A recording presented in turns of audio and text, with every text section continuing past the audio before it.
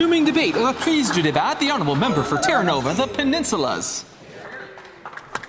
Mr. Speaker, Newfoundland and Labrador relies heavily on the tourism industry. In fact, it's one of the biggest employers in rural Newfoundland since the collapse of the fishery. But even this industry has a massive trade barrier, the Marine Atlantic Ferry. This ferry acts as a bottleneck, holding back growth despite demand. Bill C-5 talks about nation-building projects, yet our current infrastructure and transportation system needs immediate attention. During tourism season, these vessels are fully booked, with no room for tourist vehicles and RVs. Although most hotels, resorts and restaurants have more capacity, tourists are not able to get across the Gulf into Newfoundland. Our tourism industry has grown tremendously in the last decade, yet Marine Atlantic services have hardly grown. Hotel rooms and historical tours go unused because there's no ferry space available to bring travelers in. During this last campaign, when the Liberals knew that they were going to lose more seats like mine, they made last-minute election promise to reduce the ferry rates. Now, we can all agree that passenger rates should be free, but these Liberals promised to reduce rates before Canada Day.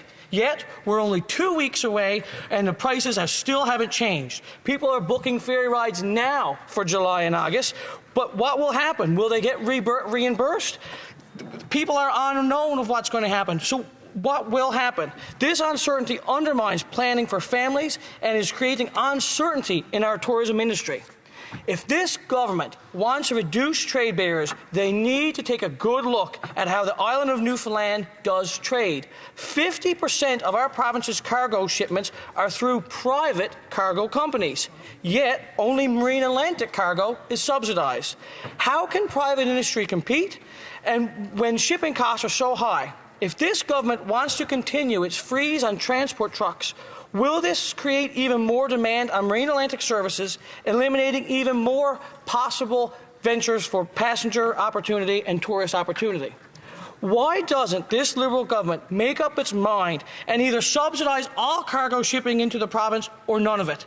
Perhaps that would shift the cargo market, resulting in less transport trucks on our ferries, allowing for more passengers and more tourists to boost our economy, which will reduce the interprovincial trade barriers on our tourism industry.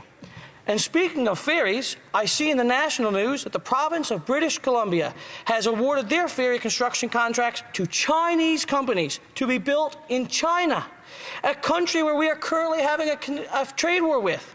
This decision undermines Canada's industrial backbone. This Prime Minister says he's elbows up for Canada, and he brags about allegedly successful meetings with premiers across the country. Yet he can't seem to convince BC to build these ferries here in Canada. Talk without action means loss of jobs for our country that may soon have a stockpile of unused steel and skyrocketing unemployment.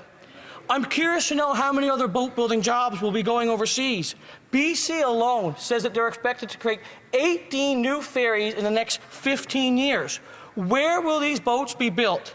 Will these be powerful paychecks retreat overseas?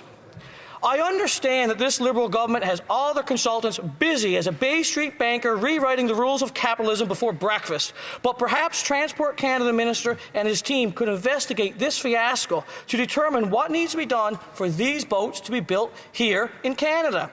In my district alone, I have 2 shipyards and 2 fabrication sites sitting idle. Perhaps this Liberal government could work with private industry to make real investment here in Atlantic Canada to conduct minor upgrades to build these ferries, future ferries, and other Canadian ships. These idle sites represent ready-for-business infrastructure and workforce. Mr. Speaker, being an island in a landmass on the most easterly part of the country holds other connection difficulties as well. Newfoundland and Labrador is one of the largest providers of hydroelectricity in the country, with potential to have massive expansion. Yet, we struggle to get our power to market.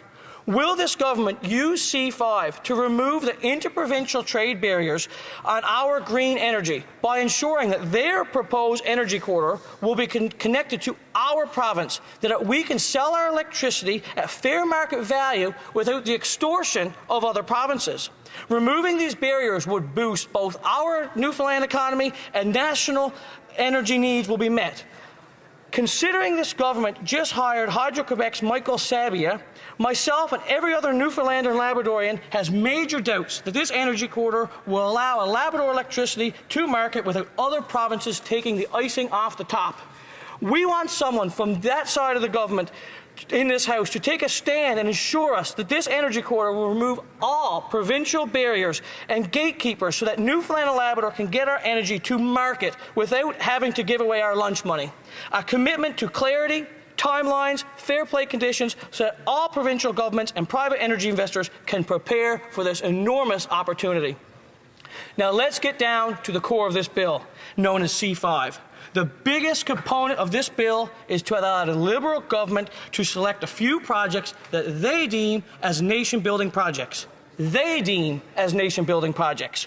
What's interesting about this is even the Liberals now understand that their anti-building laws, anti-mining laws, and anti-energy laws are too much for private industry to navigate on their own. So they created so much red tape that they now need this new bill to roll out the red carpet for their VIP selected projects.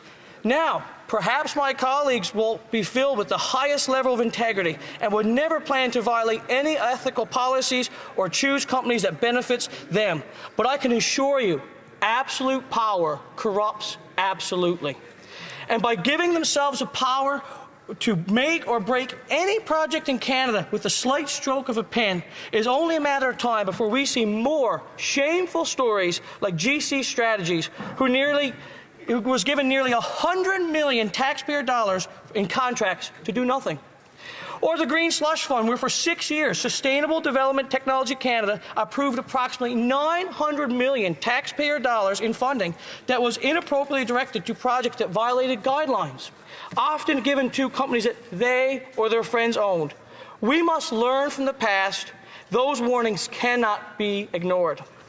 Furthermore, if this Liberal government realizes that a handful of supposedly nation-building projects will help our economy, why can't they understand that hundreds of these projects across our nation would put this country back on track where it needs to be and take care of our seniors, pave our roads, and fix our health care? But we wouldn't even need a C5 if this government repealed C69 that blocks pipelines projects throughout this country. We wouldn't need C5 if they repeal 48 that cripples our offshore industry. We wouldn't need C5 if they never implemented the production and emission caps that is choking our economy. We wouldn't need C5 if we never had 10 years of the last Liberal decade, because we would have had one of the strongest economies in the world. We have everything in this country to succeed except for good leadership. Now, Mr. Speaker, I grew up in a Canada where an average kid from Clarenville could have endless possibility. He could run for student council and one day be the MP. Or he could start pumping gas and dream of one day owning that gas station and build an oil tycoon just like old man Irving.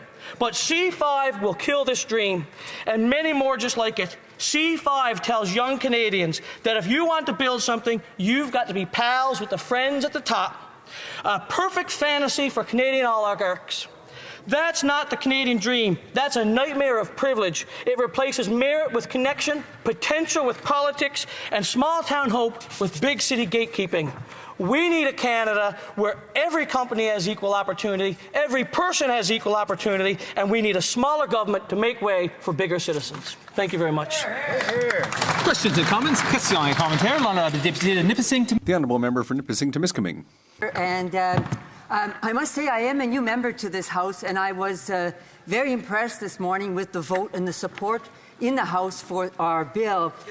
To me, it speaks about action, and action is so important, and I think certainly that is what Canadians are looking for. And I was impressed with my colleague, his comments, and I have been following as well at a distance the matter of tolls on ferries, and I appreciate his frustration. But certainly I understand that some of the reasons behind the difficulty in resolving some of these matters is due to the fact that there are many ferry companies that are involved, and there's some complexities involved. So I was wondering if my colleague could comment on how he might play a role more locally in his riding in resolving this matter.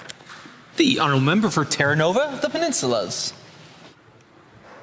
We have one transport company from the mainland Canada to Newfoundland and Labrador for passengers, and it's Marine Atlantic. We do have cargo ships and other companies as well, but we have one for passengers and tourists, and that's the one I'm speaking of today. There's a lot of things we can do locally, but that is, Marine Atlantic is a national Crown corporation, and it starts right here in this house. Thank you very much. For Langley Township, Fraser Heights. Thank you, Mr. Speaker. I'd like to thank my colleague from Terra Nova, the Peninsulas, for a very inspiring speech. He mentioned the importance of ferries. Now, his riding and mine are at opposite ends of the country, but they have this in common. We're coastal provinces where ferries for passengers and traffic is very important. Yet in British Columbia, we're not even building our own ferries. I wonder if a member could comment on that. The importance for one strong Canadian economy to be able to at least build our own ships. The Honourable Member for Terra Nova, the Peninsulas. I absolutely agree with my colleague. We are in a crisis right now. We're in a tariff war with multiple countries across the world, and we may have a bundle of a whole stockpile of unused steel. And this is a great opportunity to put our workforce to work, whether it be built in BC or built in Newfoundland or built anywhere in Canada. It's a great opportunity, but yet it doesn't seem like this government is interested in seizing that opportunity and creating work here at home. We have time for... So yeah, gang, check out one of the other videos floating around here. My name's Aaron. This is Canadian Looney. We cover Canadian federal politics. Crazy times in Canada. Like, share, and subscribe. Thank you for watching this video. Catch you in the next one. Man, MP Rowe is cool.